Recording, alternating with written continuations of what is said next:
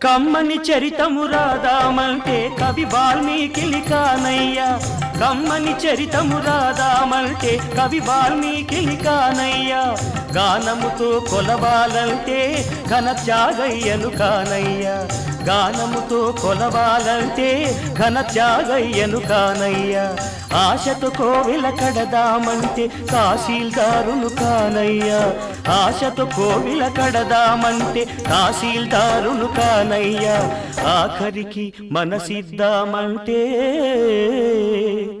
అది ఏనాడో నీదయ్యా. ఏమయ్యా ఏమయ్యా ఓ రామయ్యా, ఎలా సేవించాలయ్యా, నిన్ను ఏమని కీర్తించాలయ్యా, ఏమయ్యా ఓ రామయ్యా.